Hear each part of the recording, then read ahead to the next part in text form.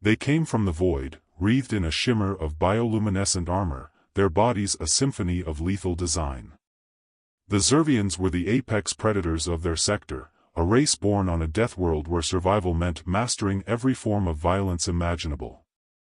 They had scouted the humans' colony from the shadows of its orbit for weeks, studying their habits, their technology, their defenses. The conclusion was unanimous: humans were soft. Certainly, they'd heard of Earth's tenacity in the past. Some vague war stories echoed through galactic records, stories of humans holding out against improbable odds, of their reckless willingness to throw themselves into unwinnable battles. But the Zurvians dismissed these as exaggerations, the kind of tales weaker species told to embolden themselves against stronger foes. Humans weren't predators. They were stubborn, yes, but that was all. And stubbornness alone didn't stand a chance against precision. The colony on Vesta IV was chosen for its remoteness, its vulnerability. It had thrived in recent years, a lush settlement of domed cities and sprawling farmlands. It was an obvious target, ripe for harvest. The Zurvians didn't just conquer for resources, they relished the hunt.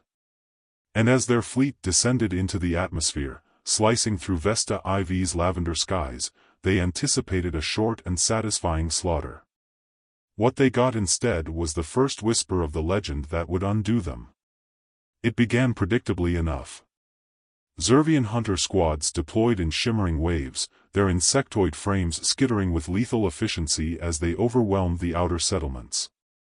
The humans' rudimentary defenses crumbled almost immediately.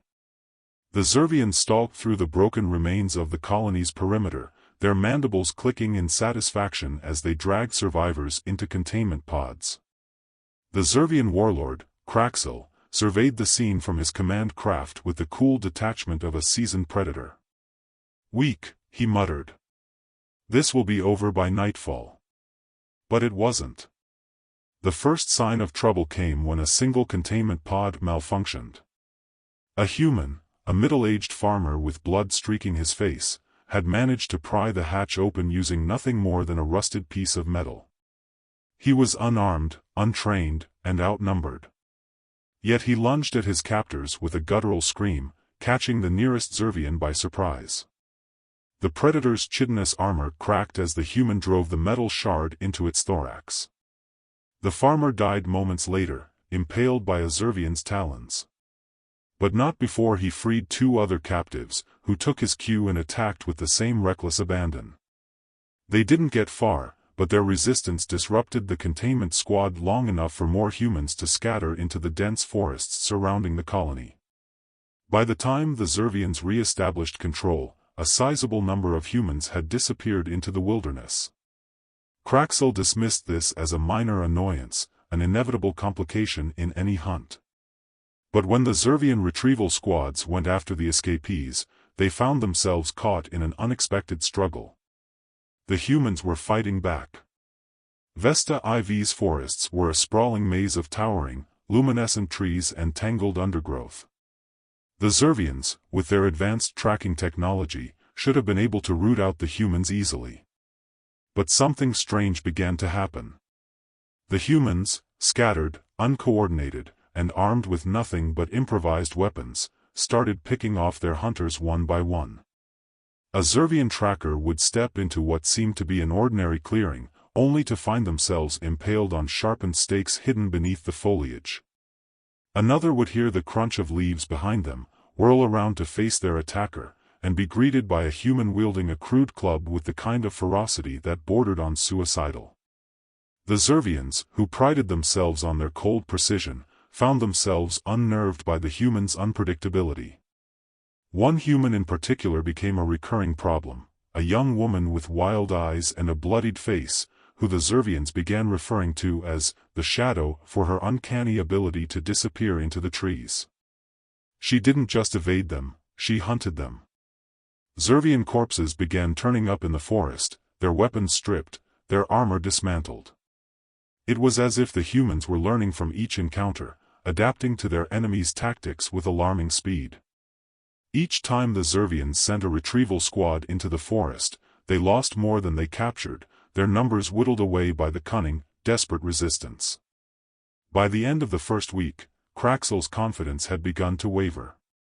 The humans were supposed to be prey, but their persistence was unlike anything he'd encountered before. It wasn't just their refusal to give up, it was the way they kept coming back stronger. A squad that wiped out a group of humans on one day would find themselves ambushed by the same humans 2 days later, now armed with scavenged Zurvian weapons and an unsettling determination in their eyes. Humans weren't just enduring, they were adapting, and their ferocity was something the Zurvians had underestimated entirely. Kraxel called a meeting of his lieutenants. "This is taking too long," he growled, his mandibles clicking in irritation. "They are delaying the inevitable, but this defiance is unacceptable. Increase the pressure. Burn the forests if you have to." His lieutenants obeyed without question, deploying flamethrowers and incendiary devices to flush the humans out of hiding. The Zurvian war machine tore through the forest, leaving charred ruins in its wake. Yet for every clearing they burned, for every human they captured, more seemed to rise in their place. The Zurvians' fear began as a whisper, a creeping unease that spread through their ranks like a virus. It started with the retrieval squads, who spoke in hushed tones of humans who wouldn't stay dead. There were stories of a man, clearly mortally wounded, who had dragged himself out of a pile of corpses to strangle his attacker. Another tale described a human woman who had been shot twice in the chest, only to stagger to her feet and stab her assailant in the eye. Each encounter became a tale of terror passed through the ranks, as the invincible predators began to feel the unfamiliar pangs of dread. Kraxel dismissed these accounts as exaggerations. But then the fear began to reach his own command staff. "They don't stop," one lieutenant said, his voice trembling. "It's not just that they fight to the death. It's that they learn. They adapt. Every time we kill one, the others come back more prepared. More dangerous." Kraxel silenced the lieutenant with a glare. But he couldn't ignore the growing pile of reports on his desk, reports detailing failed operations, rising casualties, and a disturbing pattern of human resilience that defied all logic. By the end of the second month, the once flawless Zurvian invasion force was in shambles. What should have been a swift and decisive victory had turned into a grinding war of attrition. The humans, who had started with no organized leadership, had formed a cohesive resistance. Their ranks swelled with every battle, as civilians picked up weapons and joined the fight. They had turned the Zurvians' own technology against them, hacking their communications, sabotaging their equipment, and setting traps that exploited every weakness in their alien physiology. The battlefields became a theater of ingenuity and raw determination, as humans turned their desperation into an art form. Even as the Zurvians tried to regroup, the humans launched relentless counterattacks, their strategies as unpredictable as they were effective. And through it all, the humans never stopped saying 3 words that haunted the Zurvians to their core: "Just one more try." The phrase became a battle cry, shouted by human fighters as they charged into impossible odds.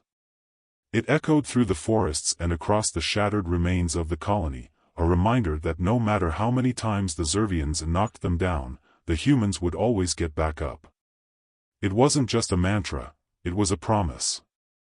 Each battle was another chance, each setback a lesson learned, each defeat a step closer to victory. In the final days of the conflict, Kraxel, once a proud and unshakable warlord, stood alone in the ruins of his command center, his fleet destroyed, his army decimated. As he gazed out at the horizon, he saw them coming, a ragtag army of humans, battered but unbroken, marching toward him with fire in their eyes. Each step they took seemed to shake the ground beneath his feet, the collective will of a species that had refused to be extinguished. Kraxel remembered how he had once dismissed humans as weak. But as the humans advanced, their ranks a chaotic blend of scavenged armor, determined faces, and a fierce unity forged in the crucible of survival, he realized the depth of his error. Weakness, he thought bitterly, had never been a part of their nature. Stubbornness, perhaps, but not weakness.